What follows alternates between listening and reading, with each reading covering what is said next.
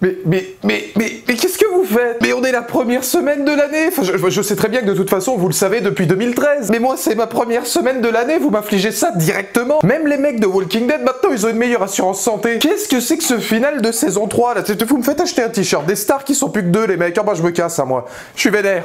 Et voilà, je suis très désappointé. Bonjour à toutes et à tous, c'est Valou et bienvenue pour cette toute nouvelle vidéo consacrée à... Mais qu'est-ce que vous avez... Pourquoi vous faites ça? Pourquoi?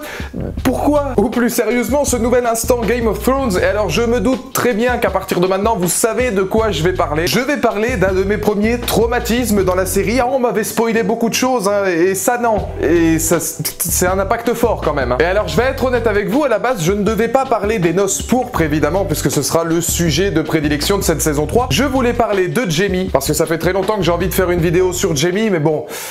Que voulez-vous? Vous savez, il y a toujours eu ce moment quand les gens demandaient si je regardais Game of Thrones où je leur répondais que les nombreux spoils que j'avais subis m'empêchaient de m'y mettre sérieusement. Comme si je pouvais plus être surpris ou croire en cette fameuse citation que tout le monde m'a sortie un jour: ne t'attache pas au personnage. Au fil des épisodes, et aussi bonne cette saison fut-elle, j'en devenais même étonné. Les forces en présence se mettent en place, l'histoire s'affinant autour de héros et second rôle parvenant même à se démarquer. Le bébé d'HBO posait donc ses bases au rythme de l'hiver et d'un spectateur s'installant devant son écran, chaque jour un peu plus sûr que rien n'arriverait à ses favoris. Alors oui, pour ceux qui se posaient la question, j'ai eu d'emblée mes préférences. Ned, Tyrion, Tywin, Arya, Davos, Jaime et Robb Stark. Robb Stark. Thank you, my lord. Donc à partir de ce moment-là, vous vous doutez bien de la suite de mon analyse. J'avais tort. Impossible de ne pas s'attacher. Impossible de ne pas vivre leurs aventures et surtout impossible de ne pas avoir quelques surprises. Comme ce putain de 9e épisode qui mit au moins autant les nerfs que si Maître Gims organisait un débat autour du rap français. Voilà pourquoi je souhaite aujourd'hui revenir sur cette scène choc m'ayant particulièrement marqué et proposant ce que de nombreuses séries ne réussissent plus à transmettre, le sens du drame. Qu'on se le dise, je ne suis pas surpris facilement. Impressionné oui, mais rarement surpris. De mémoire, il n'y a guère que le destin de Gus Fring dans Breaking Bad, les jeux de Mr. Robot ou la mort de Glenn dans Walking Dead qui réussirent à me faire rester les yeux rivés devant l'écran, stupide au possible, me repassant 15 fois l'épisode pour voir si tout était bien arrivé. Alors d'un mariage festif à une exécution en règle, vous vous doutez bien que jamais je n'aurais pu voir une scène aussi puissante que celle de Robb Stark et Catelyn face à Walder Frey.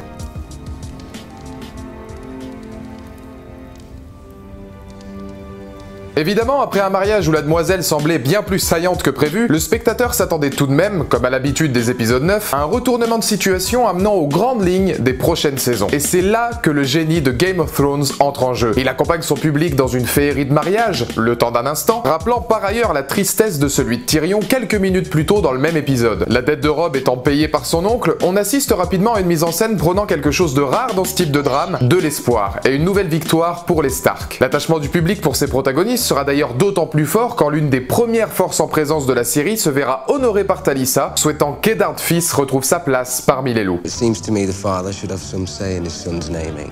Eddard, don't you want to teach little Ned Stark how to ride horses?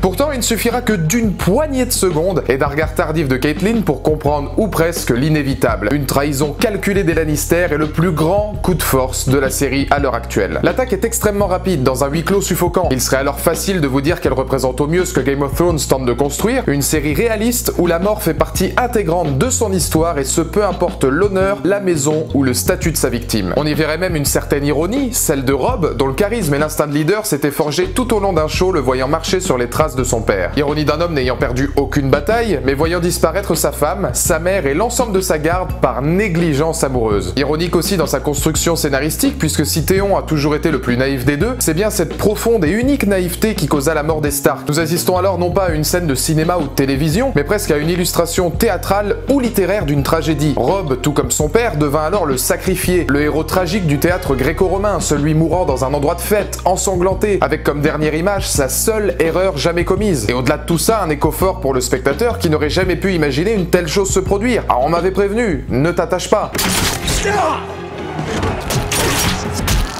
Les symboliques se renforcent aussi dans ce que nous donne la mise en scène, le lieu et l'évolution de cette mise à mort. Wilder termine en son vin comme s'il était devenu le symbole de cette trahison. La première personne à en payer le prix n'est autre que la femme de Rob, enceinte, afin de montrer au spectateur ce qu'il ne pourrait voir au premier abord. La caméra ne s'attarde pas sur la mort d'un être en devenir, mais va plus loin, éliminant avant même sa naissance l'avenir et l'héritage des Stark, une nouvelle fois dans un aspect tragique évident, presque religieux, avec la précarité de l'épouse. Il serait ensuite difficile d'interpréter les dernières paroles de Rob, le visage rivé sur sa mère. Il n'y a pas de vengeance dans ses yeux, ni même la moindre volonté de s'en sortir. Dans ce regard glaçant et vide de toute expression, peut-être cherche-t-il à penser ses faiblesses et s'excuser auprès de Caitlyn. Sa place se veut d'ailleurs importante puisqu'elle demeure la seule à vouloir protéger ce qui restera le plus important dans Game of Thrones, sa lignée et surtout ses enfants. À travers elle, Rob lui demande peut-être de baisser l'âme et de partir dans un dernier élan de naïveté, conscient que les Stark ne peuvent rien face au pouvoir de la fourberie, des yeux enfantins, perdus, et une mort presque aussi expéditive, injuste et cruelle que celle de son père, Ned. The Lannisters send their regards. Mais tout cela, vous l'avez sûrement déjà entendu, et je suis tout à fait conscient que cette scène fut décryptée à de nombreuses reprises. Alors au travers de ces chroniques de saison, je voulais tirer mon chapeau à cette fin de troisième acte, car pour la première fois, Game of Thrones réussit le pari de me surprendre, et de me faire comprendre que tout peut arriver. Nous voyons bien par cette distanciation plutôt mince entre la série et son audience, que peu importe le nombre de protagonistes, tous sont aussi importants et créeront un véritable impact pour le spectateur, aussi malade cela puisse-t-il le laisser. Et alors maintenant, place au ressenti, parce que c'est quand même l'élément majeur de cet épisode. Je ne parlerai même pas de la douleur de voir Arya encore réagir vraiment à ce socle familial, elle qui pour une fois retrouve sa famille et un petit peu à la Ned Stark va se retrouver confrontée à la mort directe de ses proches. Il y a un côté très familial particulier, mais même pour le spectateur, il est un petit peu ancré dans cette famille des Stark depuis le début, puisque ce sont les outsiders. Et c'est ça finalement la magie du cinéma, la magie des séries télé quand tu les vis véritablement, c'est que tu es vénère. Pour peu que tu aimes le personnage, tu es vénère. Les réactions de Rusar là, cet enculé qui retourne à Poudlard, tu es vénère. Parce que tu le vis, parce que tu ressens les choses, parce que la capacité de Game of Thrones, c'est de te rendre viscéralement furieux contre ce que tu regardes, mais que d'un autre côté, tu te rends compte pertinemment que c'est sublime, et tu ne peux pas leur en vouloir, même si tu es cruellement vénère contre le scénario qui vient de se produire. D'ailleurs, puisque vous voulez probablement mon avis sur la saison 3, c'est une saison que j'ai adorée, c'est peut-être la meilleure jusque maintenant. Je pense évidemment, hein, big up à vous, aux fans de Théon. À eux, j'aimerais vraiment être à la place de celui qui a écrit le bouquin, ou des scénaristes qui ont peut-être un peu modifié le bazar en se disant, bon, ah lui, là, il va prendre cher. Ah là, lui, c'est tarif. Mais j'ai véritablement apprécié ce côté culte de l'esprit de famille et cette capacité à te faire ressentir des émotions. Donc dans les commentaires ci-dessous, n'hésitez pas à me donner votre point de vue. Qu'est-ce que vous avez pensé des noces pourpres, comme on les appelle? Est-ce que vous étiez aussi vénère que moi? Est-ce que vous aussi, en regardant, vous avez insulté du monde? Parce que moi, tout y est passé.